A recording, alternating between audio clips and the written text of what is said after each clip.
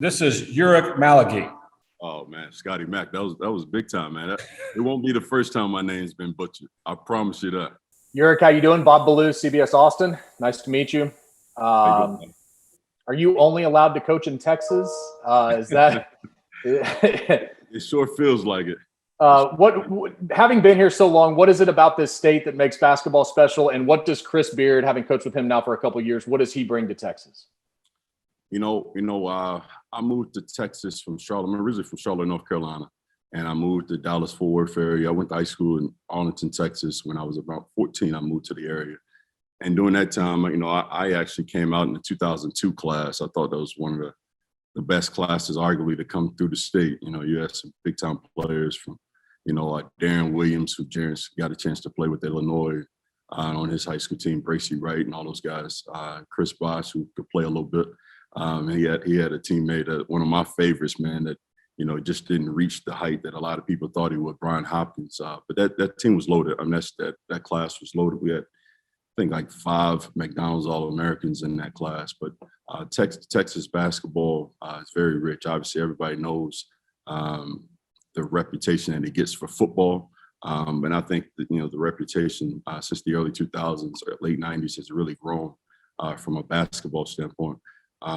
Chris Beard, I could be on here talking an hour about Coach Beard, man. He's just elite. I've been fortunate to work for some really good head coaches at every level throughout my journey and my career thus far. But he's a teacher. He's diligent.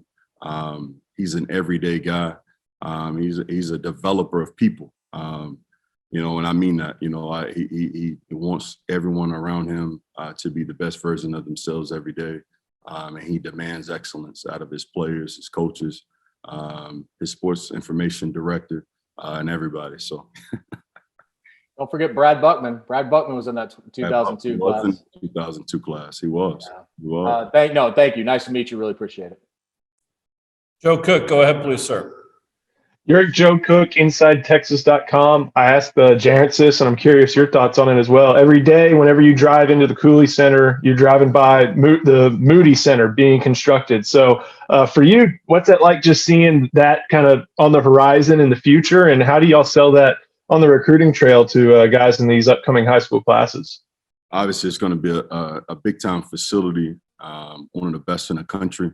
And obviously, I think it's going to help us in recruiting a lot. We're excited to pack it out. It kind of reminds me, obviously, this will be on a bigger stage, but when I was at SMU, we were opening a Moody Center, and Moody became one of the coolest places to play in college basketball. And I believe Moody here, UT, would be the best basketball venue in the country. The offices, the practice facilities are unbelievable. When we first got to campus and, just seeing all the drawings and the plans and the renderings that CDC showed us, they're unbelievable. So, it gives us a great optimism moving forward, and, just excited to have these kids, once this dead period is lifted, to be able to have these recruits be able to see that ground has been broken and show those plans off. And, they've been very excited about the videos and the stuff that we've been able to show them thus far, but being able to actually put a hard hat on and kind of walk them through that area is something that we're really excited about. Nick Moyle, go ahead, please, sir. Ulric, Nick Moyle with the San Antonio Express News and Houston Chronicles. Nice to meet you. I'm curious now, correct me if I'm wrong, but I think you were coaching an AAU team when you were like 17 or 18 years old in high school, something like that. So how the hell does a high school kid get his own AAU team? And have you always sort of felt that, I guess, tug to coaching? Because I don't know any other high schoolers that have been, on the AAU circuit coaching at that age. Yeah. I knew I wanted to coach at the age of 15. It's always been my passion. And then it kind of started off as a joke. We actually lost to Brad Buckman's team in a big Christmas tournament in Austin. I remember that. But that year, we were a top 10 team in the state at Arlington Boyd. And then following the season, I was one of the captains on the team. But my head coach, Coach Gratz, asked me to coach our spring league. And we ended up going 16-0. It wasn't because of the coaching, it was the players. But our parents asked me, say, hey, what about keeping this team together? make an AAU team. And so, long story short, I did. We ended up having about 4 or 5 guys from the Arlington-Mansfield area that become Division I players. We were Team Arlington Select. And then I merged our group with Dallas Mustangs. And yes, I started coaching major select basketball at the age of 18. At that time, the rules were a little bit different. So I was able to be a head manager at Howard University. And then my dad worked for American Airlines. So it was pretty cool. At that time, I didn't realize how blessed I was, but I was able to fly for free on the weekends and come back and do some recruiting and coach on the weekends. And then in the summers, be able to work a lot of camps and got a chance to really network during that time in undergrad. So it's funny because a lot of the guys that see me on some of these lists now, these 40 under 40 lists, and they're like, Coach, you were only 2 years older than me. And I was saying, yes, sir, to you. That's crazy. So no, it's been a ride so far. Dustin McComas, go ahead, please, sir. Hey, Ulric, Dustin McComas from OrangeBloods.com. You've got a lot of roots in the DFW area, you know, the Dallas Mustangs going all the way back then. What is it about that area that makes it such a great basketball area? And also, too, you've got a reputation as a great relationship builder. What kind of goes into that? Because that's something that seemingly kind of followed you throughout all of your destinations, that people kind of praise your ability to make relationships. Yeah, no, I think the Dallas-Fort Worth area is very rich. I think you have so many great high school coaches there, AAU coaches, basketball trainers, a basketball population that they take basketball very serious.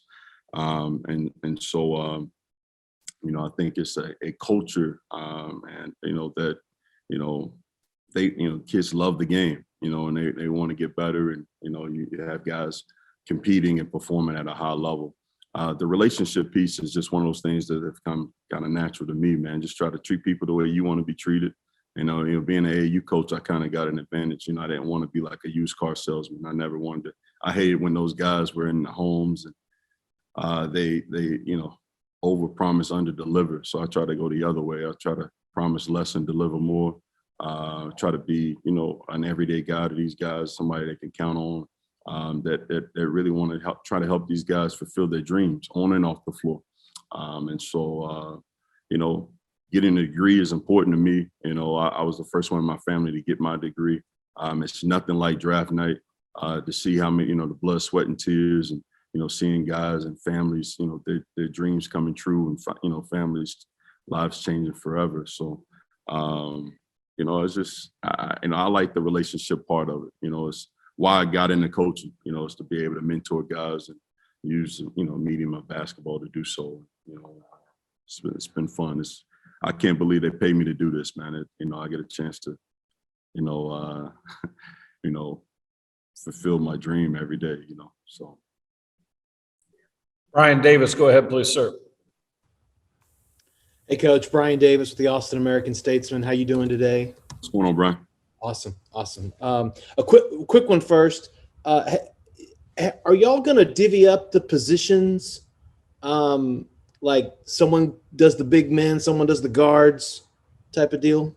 You know, at Tech, you know, we all coach them all, you know, and you know, it's a lot like, you know, when I was with Coach Larry Brown, he would always say that, you know, one day you guys are going to be head coaches. And, you know, it's a little different in football. We don't have the numbers that football has. And so, you know, I think on this staff, as much talent as we have, not just recruiting, but just our basketball experiences, all of us will be able to roll our sleeves up and be able to help our point guards, our wings, and our bigs get better. And push guys, coaches, is his message. The one thing about playing for Coach Beard is, you know, we play positionless basketball.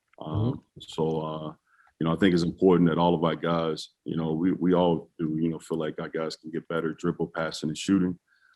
We switch a lot defensively. And so, you know, it's really important too on the other end to be able to battle down low and, you know, ward the front and the post, or be able to keep a quicker guard, you know, out of the paint and keep them in front. And so, you know, I think that, you know, from a player development standpoint, you know, it's easier as a coaching staff because, you know, we're coaching all these guys to really expand their games. Sure. And then secondly, I just wanted to ask, you know, because you have been so many places here in the state. Yeah. What's it like to recruit against Texas?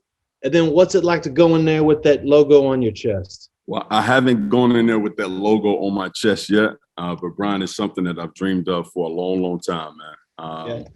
You know, I started obviously at the University of Texas at Arlington, and I would always think, man, if I could be like Coach Terry, man, and had that Longhorn on my chest, and now I get a chance to walk in with Chief, you know. So, it's like I said, it's a dream come true. Recruiting against Texas, man, it's one of those things where you try to get it, get a kid done before University of Texas figures it out. And now, man, we want to try to make sure that, we don't let, kids slip under the cracks. So it's kind of, we're on the other side of it now, and so, but it's been fun. It's been exciting. We want to recruit the best players in the world. We want to try to do a great job keeping the best players here in the state of Texas. Can't keep them all, but want to keep the right ones. And then complement those guys with the best players around the country and around the country, around the world, to try to win a national championship. Yeah. Chip Brown, go ahead, please, sir. Ulric, hey, it's Chip Brown from horns247.com. What's going on? Chip, I was talking to Brandon earlier. Yeah. All right. Good. Beard was killing it in the transfer game way before the portal. I mean, what he did at UALR, bringing in, all the transfers, I think 7 of them, one from less than D2 who ends up contributing. What does it say about him that he can find those guys, evaluate them at every level, and then get them to come? And, when he says we're going to win now, he means it, because he's got this transfer magic. Yeah, from the first time when I met Coach Beard, man, he's never talked to me about a 2, 3, 4-year plan. It's always been about winning immediately. And I think he's the best in the country. He's proven that in terms of building teams in 1-year settings. And I think it maybe stems from his JUCO background, being a JUCO head coach, you kind of have to put teams together quickly and build relationships quickly that way. And so, but yeah, no, it's tremendous. He kind of found that niche at Texas Tech, in terms of, at the highest level, obviously playing a national championship game and having, 2 transfers in the starting lineup. Brandon Francis, another transfer that was the leading scorer in that national championship game.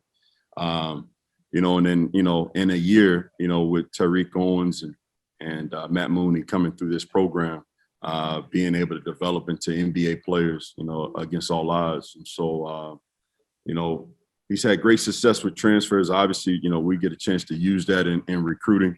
And I think it's allowed us to be able to put together a class that we're really excited about here at Texas, utilizing that transfer portal. But I will say this, Chip, we're not just, transfer you. I mean, he's always, complimented those transfers with under the radar high school players. And like Jalen.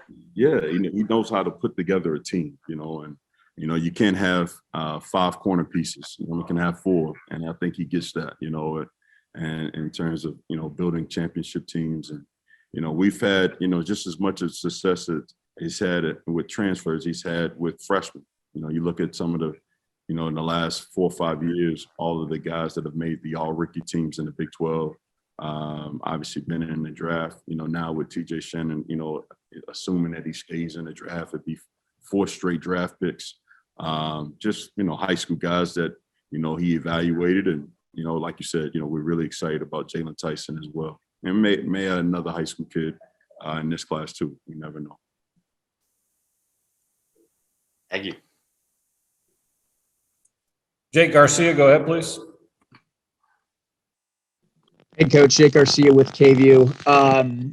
Jarence called you one of his best friends, so I was hoping you could take us through just the evolution of the two of your relationship, and how have you guys both changed as coaches since your time at SMU together?